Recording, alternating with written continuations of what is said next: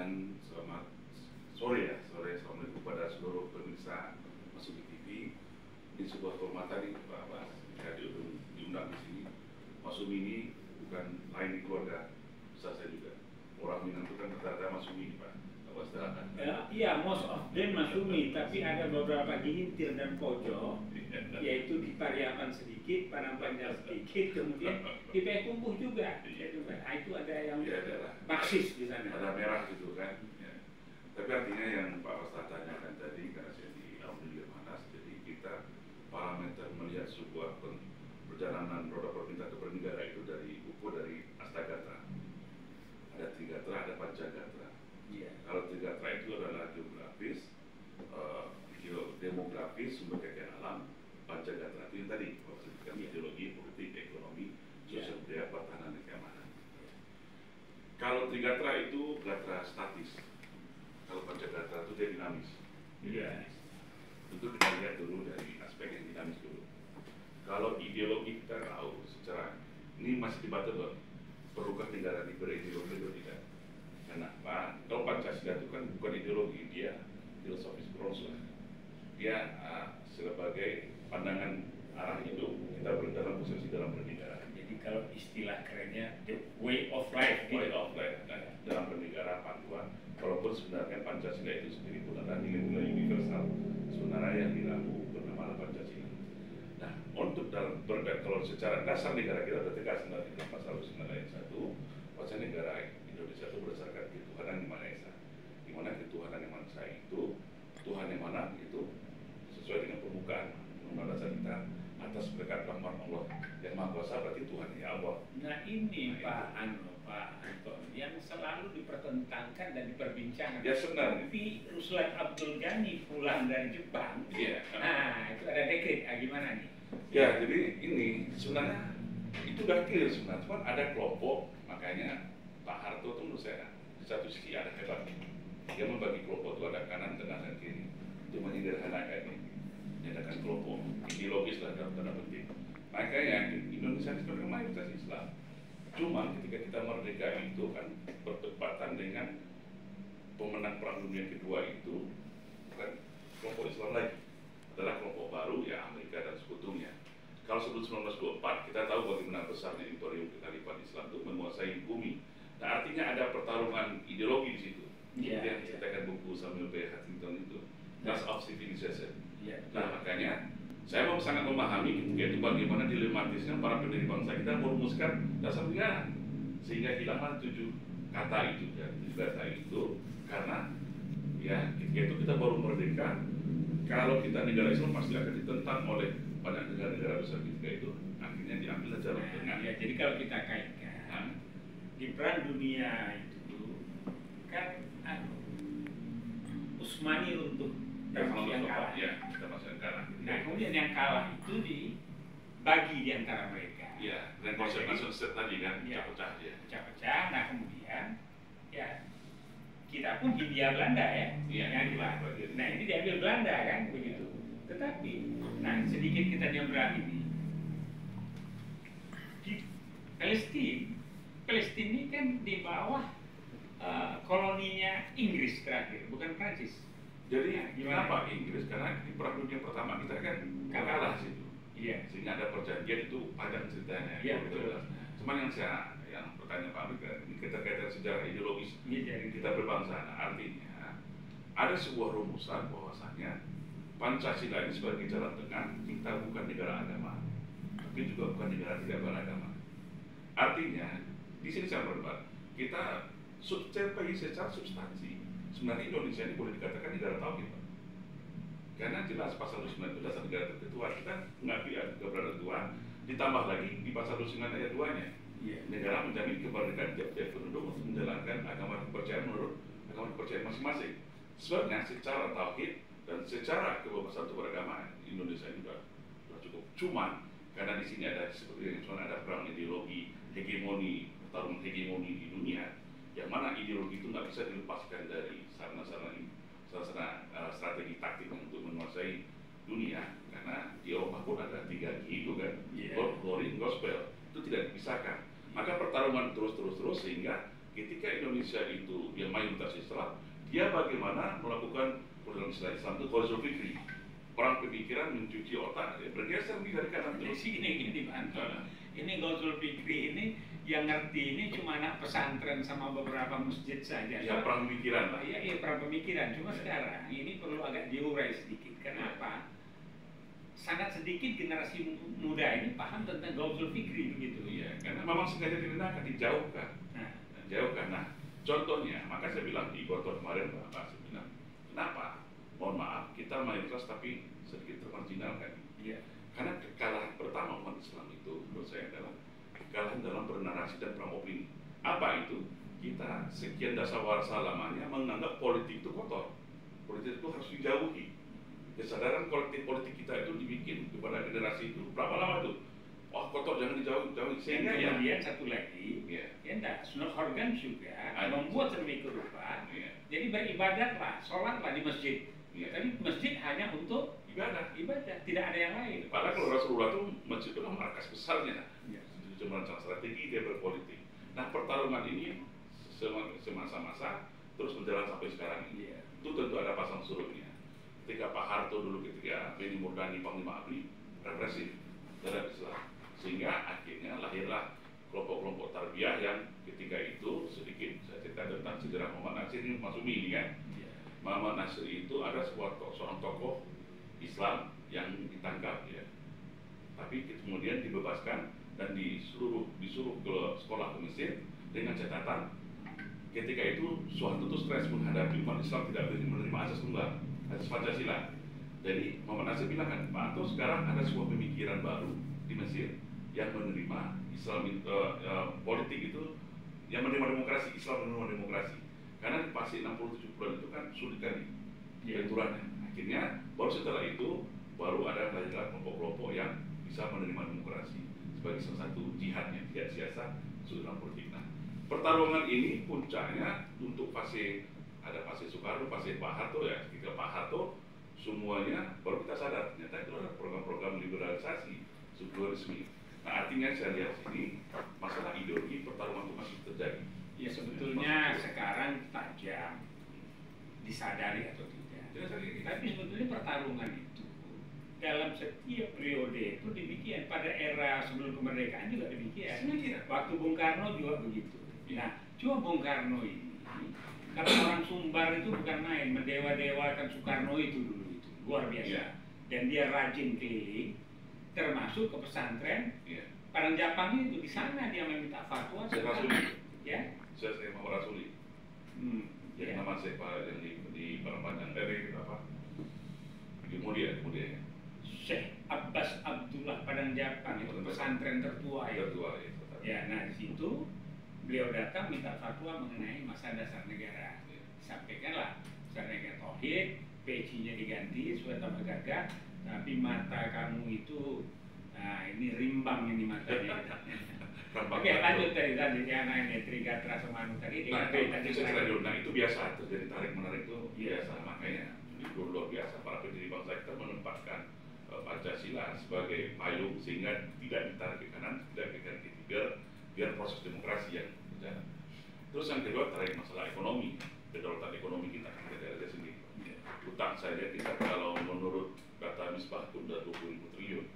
Padahal menurut saya kalau melihat potensi sumber daya ekonomi kita, ya tidak mungkin Indonesia berhutang dengan demikian kekayaan alamnya. Tapi secara ekonomi kita memang kedaulatan ekonomi kita jauh dari harapan. Artinya begini, barangkali pemahaman tadi, secara resources seharusnya kita ini tidak berhutang. Ya. Tapi manajemen, pengelolaan dan tak kelolanya tidak betul. Karena mentally kita ini belum dibekali sesuatu yang baik begitu, ya. Belum sesuatu yang baik sehingga di dirinya itu nasionalismenya, jiwa perjuangannya. Nah itu bedanya. Ini maaf ini sedikit. Kalau di Masyumi ini mereka itu kental moralnya, kuat ideologinya, kuat cinta nasionalismenya. Itu dibuktikan dengan perjanjian Mos Integral NKRI-nya. Tapi kemudian setelah itu sebelum itu kan ada perjanjian Rum proyek. Nah itu kan nasional tidak sependapat, tetapi pada saat itu bisa diakomodir. Nah, dengan pengertian bahwa apa? Kan tidak masuk itu pada Nasir. Kenapa? Karena Papua tidak masuk. Nah, gitu. Nah, barangkali bisa lebih dielaborate masalah ini. Yang masalah? Ya, anu tadi, Rumboyen dan anu tadi. Ya, kalau itu, jadi gini, ketika ini terkait juga tentang itu kan 90 sehingga akhirnya masih integral. Ya, betul. Nah, ketika 45 ini dari 45 ini perdebatan luar biasa itu ketika parlementer mereka beda juara, itu tarik-tariknya luar biasa sehingga lahirlah dekret, sehingga kekuasaan kembali ke undang-undang dasar bla bla bla selanjutnya. Nah, di masa-masa setelah itu juga kita menghadapi pemberontakan lagi PKI ketika itu 48 itu ketika itu masa Indonesia memang dalam ujian yang sangat berat. Nah, ini perlu diingat juga Pak, ini sedikit melenceng saya lihat. Sumatera Barat kan identikin dengan PRRI. Saya pernah membaca disertasinya almarhum Brigjen seperti itu, Pak Profesor Saprudin Marpawa, saya ingat. Ya. Nah, jadi beda antara PRRI, DI, TNI, PKI itu ada. Ya. Jadi kata dia gini, kalau PRRI, DI, TNI, ketika itu kan masyarakat kita cuma baru bersatu, ada kemudian ibarat ini, yang mempertahankan secara hukum perang dan hukum humaniter itu, kudeta itu adalah PKI. Ya. Kalau DI, TNI sama PRRI tidak mau memenuhi syarat itu. Nah, analogi sederhananya gini, ibarat satu bus, kita nak bus itu bernama Indonesia, ya. Sopirnya adalah presiden. Nah, ketika kita dalam perjalanan bus, ternyata penumpang bus ini tidak setuju dengan cara bawa sopir bawa mobil, buat ugalan. Oh, kalau gini caranya sopir saya nggak setuju, saya turun. Nah, itulah PRRI, ya. Mobil kita nggak seperti ini.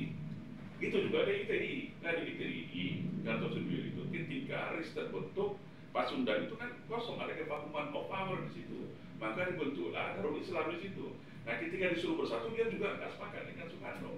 Nah, kan sejarahnya harus diluruskan.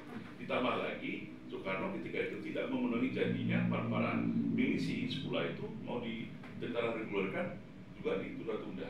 Dan kemudian kalau khusus yang Sabilillah, sekolah turun satu rangkaian. Ya. Satu rangkaian dan ya banyaklah kesepakatan yang diingat dan akhirnya terjadilah protes. Nah, ini juga ada masuk dalam catatan itu ya upaya adu domba PKI juga terjadi. Nah, akhirnya dia turun. Ya. Beda dengan PKI. Kalau PKI, sopirnya dibajak, yang mobilnya mau dibawa ke Soviet, mau dibawa makanya, tapi gagal. Maka di situ perbedaan. Nah, itu maka sejarah ideologi, sejarah politik yang kita bahas dari maka tadi Indonesia ini luar biasa. Ideologi, politik, ekonomi kan sesuatu yang tidak bisa dipisahkan. Nah, termasuk juga masalah kedaulatan ekonomi sebenarnya secara konstitusi pasal 33 itu pasca amandemen ini yang mau dirancu karena ada demokratisasi ekonomi di sini.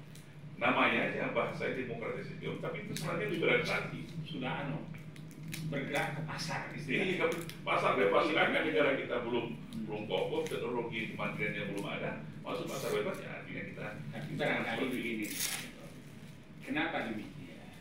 So, di belakangnya ini kan ada ekonomi sosialis, sekuler, kemudian juga dengan mata sivik ini bahaya kuning kan? Nah, itu dia melakukan sesuatu pendekatan zaman Pak Harto dia akan berhasil. Ya, ini kita loncat sedikit ini ekonomi, tetapi kemudian dia merangsek sehingga kekuatan ekonomi dan politik mereka juga ikut campur. Ya, dulu zaman Soeharto, walaupun gitu dia sektor politik yang ada, ya ekonomi, politik masih di tangan Pak Harto. Cuma parah setelah reformasi, dua-duanya dikuasai. Ya, akhirnya setelah reformasi, ekonomi dia kuasai, politik. Kalau nggak Bambang Susatyo, ketua MPR bilang, murah Indonesia itu menguasai Indonesia. Mau dari sekian triliun, ambil partainya, kuasai di partai. Bambang Susatyo lah ngomong. Artinya dengan kekuatan finansial besar dia juga bisa melakukan ekspansi itu, mendapatkan power politik ekonomi. Itu nanti terjadi itu kita sebut dengan kekuasaan oligarki tadi. Nah, pergeseran ini sangat luar biasa di 9 tahun ini Pak saja. Kedaulatan masyarakat kita sudah terampas, apalagi dengan lahirnya Undang Ciptaker yang memenjarakan saya ini Pak. Undang Ciptaker ini waduh luar biasa dahsyatnya. Ya, merangkul sekian ratus undang-undang menjadi satu, yang mana nah ini lari dari konsepsi bernegara kita. Contohnya yang paling parah itu yang kita tolak itu adalah masalah tanah udah dan tanah adat. Situ kalau untuk kepentingan umum bisa diambil. Nah, ini kan berbahaya Pak. Sedangkan itu adalah hak dan di pasal konstitusi kita menjamin hak asal usul. Kalau desa itu udah ada sebelum negara Indonesia ini ada. Ya, Belanda aja membatasi dengan 4% pengakuan terhadap tanah udah ada. Tapi di Undang-Undang Ciptaker ini semua diterobos. Makanya Put Wadas, di Put Rempang, di Kalimantan. Ya, jadi luar ini biasa. ya, artinya begini. Dulu kan berawal dengan implementasi tata ruang. Ini dari Kenas kan? Iya. Nah, begitu masuk ke masalah tanah adat, nah di sini zaman Pak Harto itu masih terkontrol, masih terkontrol. Sehingga membangun pun tidak hanya itu. Kalau di satu daerah dia ada pembangunan, di situ ada situs-situs bersejarah atau binatang-binatang tertentu, ya enggak?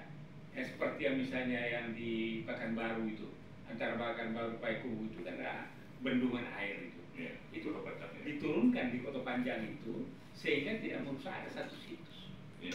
Kecil. Muara Takus. Nah, di Muara Takus itu Ya, kan. Nah, Muara jadi sekarang ini enggak dibangun begini ya enggak. Studi kelayangannya enggak jalan tapi langsung LBP topping dia di Kerawang itu. Jadi anak dokter itu menurut saya ideologi kita nilai sendiri bagaimana bangsa kita jangan. Nah, seharusnya kan gini Pak, dalam hal ideologi Pancasila itu seharusnya penekanan kepada pemerintah bukan pada masyarakat. Karena pemerintah ini punya kewenangan, kekuasaan yang luar biasa. Kalau dia tidak berpatokan merujukkan kepada nilai-nilai Pancasila, ya risikonya seluruh bangsa Indonesia. Tapi kan kita terbalik, Pancasila sebelum miliknya, kita dihajar dengan Pancasila rakyat yang ditekankan. Nah kita lihat cara bernegara pemerintahan ini, ada nggak mengedepankan nilai Pancasila? Lihat aja. Kalau ketuhanan Malaysia ada, kalau nggak ada kriminalisasi ulama. Kalau dia memang memahami itu ketuhanan yang Maha Esa, tidak ada kriminalisasi ulama, ada diskriminasi. Kemudian kemanusiaan beradab, tidak ada penyiasat. Kita jelas sendiri lah. Persatuan Indonesia apalagi yang diangkat kok kebinekaan. Ini kan aneh ini. Seharusnya yang diangkat ke persatuan Pak. Nah, ini teori komunis masuk ke sini Pak. Ya jadi ini kelihatannya ada juga ini maaf ini. Saya kan kenal dengan tokoh-tokoh itu ya. Seperti LBP kan di bawah saya sedikit. Saya angkatannya Hendro Priyono. 65 berarti. Ya 64. 64 ya. Jadi memang mereka tuh ada berpikir begini malah ekstrimnya nih kawan-kawan ya sebagian Nasrani ini pecah pun Indonesia nggak masalah. Dia akan ada negara kecil ini, negara kecil. Tapi bagi umat Islam, bagi NKRI, ini adalah persatuan yang harus dipegang gitu. Biar pendapat Pak Antoni. Ya, kalau kita jujur Pak, sebenarnya mohon maaf, apa sih yang menyatukan Indonesia ini sebenarnya? Kalau kita jujur, Ya. yang menyatukan Indonesia itu nanti Islam. Islam yang menyatukan. Cuma otak kita dicuci seolah-olah Islam yang menakutkan Islam seperti itu. Kalau Islam menyatukan, bedanya contohnya bedanya adalah terjadi ketika GAM dengan OPM, ya kan? Karena GAM, kenapa GAM itu cepat diselesaikan? Kenapa GAM itu lebih softly? Karena ada pendekatan persuasif, ada pendekatan kultural, spiritualisme, sesama Islam. Tapi OPM sampai sekarang tidak terjadi. Nah ini contohnya seperti itu seperti saya. Jadi menurut saya ya memang harus semangat. Kita udah arah kiblat, makanya saya gabung di GAM itu Pak. Kita tuh sudah banyak jauh dari arah kiblat bangsa kita. Bagaimana kita berideologi, kita menjalankan politik negara kita, kedaulatan kita. Mohon maaf dengan sejak amandemen ini semuanya bergeser. Mana lagi ada kedaulatan rakyat negara bersama MPR, semua kedaulatan di partai politik. Iya, nah ini rame kan. Ini kita sudah bicara panjang masalah ideologi perjalanan anak bangsa ini. Mulai merdeka. Ya udah lama terjadi ada friksi di antara ideologi, kemudian timbullah ya setelah Soeharto ini ya oligark itu berkuasa di politik dan ekonomi sehingga statementnya Bang Setio itu digunakan sehingga sekarang lembaga-lembaga negara betul nggak nih? Menurut saya lembaga negara itu sudah dikontrol oleh satu tangan. Iya. Kalau satu tangan namanya ada otoriter, ada kesultanan. Otoritarisme. Jadi trias politika pun lumpuh. Iya. Ada lagi kalau sebenarnya arus utama dari demokrasi itu ada trias politika itu. Ada eksekutif, ada yudikatif, ada legislatif. Sekarang legislatif kita macam ompong. Karena dengan undang-undang MD3 dilahirkan, tidak ada lagi suara seorang parlemen. Yang ada itu adalah suara fraksi. Ini kan berbahaya. Sedangkan suara fraksi tergantung ketua partai. Ketua partai untuk mendapatkan di jabatan partai tergantung cukup. Ini karena setan itu terbentuk. Nah di samping itu supaya bisa ikut cawe-cawe, nah dia, ya itulah. Jadi, nah sekarang bagaimana kita memperbaiki ini? Ya, yang penting ya ini tantangan bangsa Indonesia, tapi ini seluruh negara dan bangsa di Indonesia saya rasa mengalami hal yang sama. Yeah.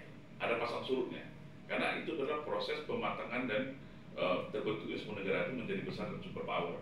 Kalau dalam konsepsi negara, nah negara ini kan baru kita kenal konsepsi negara ini kan baru satu tahun ini belum jadi, karena secara kultural ini Nusantara ini kan bentuk kerajaan. Jadi wajar ada proses proses adaptasi, pergeseran kultural ini kan tidak mudah, Pak, butuh waktu yang panjang. Nah untuk itulah kalau kita memang masih sepakat dengan konsep nation state ini, Pak, negara bangsa ini, ya kita harus mempunyai kalau saya baca buku dari teorinya Hans Kelsen sama Pak Fukuyama itu, sebuah negara itu akan maju kalau dia sudah menemukan gens intinya. Ini teori ini jarang dibuka oleh orang. Contohnya Amerika itu gens intinya itu adalah Anglo-White Protestant. Itulah sebagai Anglo-White Protestant. Makanya Clinton kan Kennedy. Ya. Karena dia. Nah itulah gens inti yang memang sebagai dia mengklaim dirinya menjadi ownernya Amerika itu. Kalau di Malaysia ada Bumi Putra, ini negara-negara demokrasi, walaupun dia monarki konstitusi dengan sistem presidium. Tapi masing-masing negara itu sudah punya ada gen intinya ya. Ada gen intinya. Nah kita ini yang formulasi ini harus kita temukan. Ini ahli antropologi carilah apakah gen intinya. Kalau saya hipotesa saya Pak, gen inti itu ada 3. Ini ada juga kawan-kawan. Ini silakan yang kita perdebat. Yang otomatis Islam. Dan kedua ya punya kultur secara kultural jelas dia Indonesia. Yang ketiga ya kalau ada nasionalisme militeristik, karena 3 kekuatan ini kalau dikombinasikan di Indonesia ini akan menjadi kekuatan yang sangat dahsyat. Ya, jadi kalau begitu, nah itu tantangan bagi negara-negara demokrasi yang memang ingin dia menjadi lebih maju seperti Turki. Erdogan itu kan, akhirnya dia tetap Islam lagi kan. Nah ini Turki dengan demokrasi dia bisa menaklukkan sekularisme di Eropa. Nah makanya di banyak tempat banyak aktivis Islam itu menanyakan sama saya, Pak, bagaimana kembali Islam tua kita bisa menjadi hegemon lagi, bisa berkekuasaan lagi. Sederhananya ada 4 contoh di dunia ini sekarang ini. Islam dia mau gaya Taliban, gaya Turki, gaya Arab, atau gaya Indonesia masih dalam proses. Kalau gaya Turki, dia berjibaku menaklukkan demokrasi dengan sistem tarbiyah ya Ikhwan Musliminnya, membentuk partai ya, seperti Masyumi. Ini diawali oleh Ertugrul Erbakan. Awalnya kebangkitan daripada Utsman itu kan dari Fatih. Ya. Kalau ditarik-tarik belakang Ertugrul dari satu klan kecil. Oh itu Ertugrul. Nah, kemudian muncul Usman Ghazi. Sama juga dengan munculnya Manchu dari Temuji kan? Iya, itu dia nggak bisa lepaskan dari akar sejarahnya. Nah, kita kan sejarah budaya kan, mohon maaf, udah banyak pertimbangan betul pun kita bingung sekarang ini akar sejarah budaya kita. Nah, itu maksudnya. Nah, atau akhirnya 76 tahun Turki bisa mayoritas dengan Erdogan, akhirnya dia jadi mayoritas, sehingga dia bisa secara perlahan memperbaiki negara. Atau kedua gaya Taliban yang fighter, dia nggak ada cerita, dia nggak ada negosiasi, nggak ada kompromi, jalan terus 18 tahun. Dan ini kan Al-Mahdi nanti kan yang datangnya dari Khurasan, ada 4 suku itu ya, ada 40 suku. Iya. Nah ini kita lihat fenomena secara empirik. Nah yang 3 jadi golden boy Arab Saudi. Iya. Jadi golden boy kan Brunei, ya Uni Emirat Arab, atau seperti yang keempat nih Indonesia, Mesir, dan beberapa Pakistan yang masih menemukan formulasi apa yang pas untuk negara. Nah itu aja pilihannya sebenarnya. Kalau kan memang sudah diduga juga kalau kita tarik secara nubuah. Secara nubuah memang inilah fase yang harus kita hadapi. Bahwasanya kita pada fase Mulkan Jabariyah itu. Mulkan Jabariyah insya Allah sudah kan ada fase kemenangan dahulu khilafah di peradaban. Siklusnya seperti itu. Nah, tinggal kita ya mau menentukan apa. Ya, jadi kita sudah agak ngalor ngidul ya. Tapi pada intinya adalah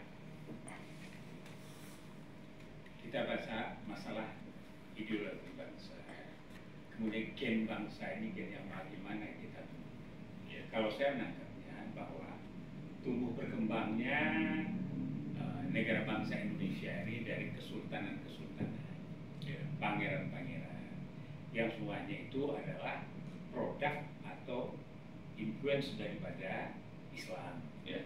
Nah, Dari kemudian 43 negara itu Pak, saya Ya. sedikit ketika naksir berkeliling sehingga ada mandat dari Pak. Nah, ini sedikit waktu sedikit Ya. kali ya. Jadi kenapa kita di Royal Renville kalah? Ya, Karena betul ya. syarat negara itu kan ada 4 Pak. Ada rakyat, ada pemerintah, ada wilayah. Itu wilayah kita mana? Makanya Najib keliling Ya. seluruh Nusantara dia mendapatkan 43, sebenarnya 44 dengan Jogja. 43 negara kerajaan Nusantara yang memberikan mandat kepada Soekarno. Nah, Jogja itu mengakui, bukan menyerahkan. Beda di situ. Saya lihat arsipnya Pak. Nah, artinya kan ini akan kita memang kerajaan Nusantara yang semuanya total beragama. Nah, ini kan selalu ditutup, ada ketentuan-ketentuan, maka stigmatisasi dengan program Islamofobia. Ya, negara lain banyak musuh-musuh Islam itu yang takut Islam itu berkembang dan Indonesia ini menjadi negara yang besar tentunya Ya, karena masa depan dunia itu ada di Indonesia. Iya, jadi secara sumber daya. makanya sekarang Ini ya, harus kita sadari. kan dikatakan ini kita balik sedikit ya 1 menit. Sekarang pilpres Iya. ada Amin. Iya. Kalau Amin naik, rekam jejaknya bagus. Iya. Jadi genetikanya bagus, pendidikan bagus, lingkungan pertumbuhannya bagus. Nah kemudian akan didukung nanti oleh sumber daya alam yang melimpah. Iya. Sudah berapa abad kita dihisap nih, masih ada aja resourcesnya kan, apalagi dikelola dengan baik. Dan masalah kita juga cukup kuat sebetulnya. Kuat. Kita. Karena saya sempat juga masuk dalam tim industri strategis dulu itu ya. Ya artinya gini Pak, melihat ruwetnya permasalahan rumitnya permasalahan Indonesia, memang ini kemunculan Anies ini sudah pas. Dia adalah seorang cendekiawan, akademisi. Udah saatnya Indonesia ini dibangun berbasis nilai-nilai ilmiah keilmiahan. Selama ini kan kita lihat ya, menyampaikan itu. Nah, ada teknokrat tapi teknokrat yang sektoral. Ya. Nah, Anies ini dengan kemampuan dia yang seorang guru besar yang kita nggak ragukan dengan kebesarannya, pendekatan-pendekatan akademis, mungkin pendekatan ilmiah ini, karena seluruh negara maju itu pendekatannya melalui pendekatan ilmiah dan akademis, sehingga negara itu maju. Ada riset, kita nggak ada riset. Kalau ada Lipang, justru sudah berkembang. Jadi Nah, ya, orang-orang tepakan di Lipang itu justru untuk sesuatu yang besar itu harus naskah akademik, nggak paham anak bangsa ini belum. Iya.